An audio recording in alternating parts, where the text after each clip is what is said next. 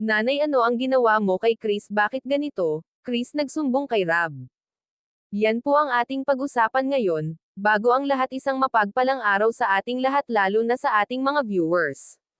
At wag po natin kalimutan suportahan ang ama ng Kalingap na si Val Santos Matubang at anak nito na si Kalingap Rob. At sa lahat ng bumubuo ng Kalingap, maraming salamat po sa inyong lahat sa walang sawang pagsuporta. At kung bago ka pa lang o kaya napadaan lang sa channel na ito, pakisuportahan naman po. Mga Kalingap, may bago na naman po tayong update sa tatlong magkakapatid mga ka-viewers. Kalingap Rob, pinuntahan ang tatlong magkakapatid dahil ilang linggo na po na hindi napuntahan na Rob silang magkakapatid. So mga ka-viewers, malungkot ang naging bungad kay Kalingap matapos malaman ang nangyari kay Chris. Mas lalong nag-alala si Kalingap Rob sa sakit ni Chris at pinainom agad ng gamot dahil sobrang init talaga ni Chris. Kaya dito na itanong ni Kalingap Rob kung ano ang ginawa niya kay Chris. At umamin din si nanay kung ano talaga ang totoong nangyari kay Chris. Inutusan niya pala itong bumili at pinapasamahan niya kay Melissa at Bea pero ayaw samahan ng dalawa. Kaya hindi agad nila nalaman ang nangyari kay Chris. Mabuti na lang po tinulungan ng may-ari ng tindahan si Chris kasi natamba pala si Chris. Mabuti na lang po mabait ang may-ari ng tindahan at tinulungan si Chris.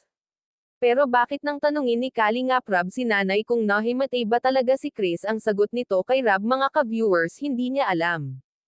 Mga ka-viewers, kung sa inyo po opinyon, ano po ang masasabi nyo sa nanay ng tatlong magkakapatid?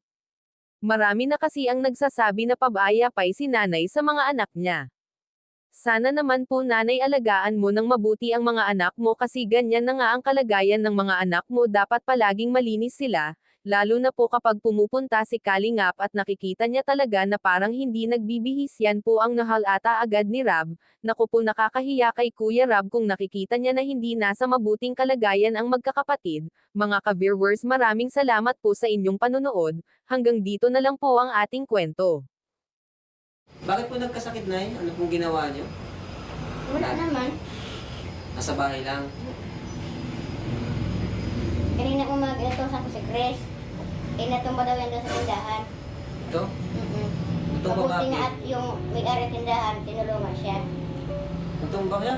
Natumba Bakit ka daw. natumba, Chris? 2 beses na natumba. Chris, bakit ka natumba? Ha? Naglalaro ka? Bakit kaya siya natumba, no? Hindi ko alam. Alam mo kung bakit ka natumba? Pinasundok lang kanina doon sa papa niya. Ayaw daw payagan ng may tindahan kasi nga baka daw matumba sa daan. Kaya pinasundo. Baka gutom. Hindi naman. Nung before pa po, may mga nangyayari na po bang ganon? Na natutumba sila? Hindi naman. Kanina lang. Kanina lang.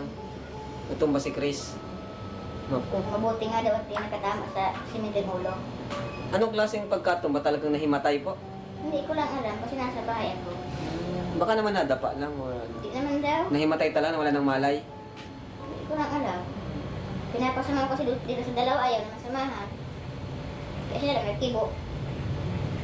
So, kawawa naman si Chris pala, no?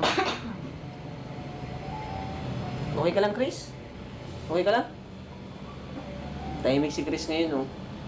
Si Chris pa naman yung pinaka... Mga ka-viewers, ano po ang masasabi nyo sa kwentong ito?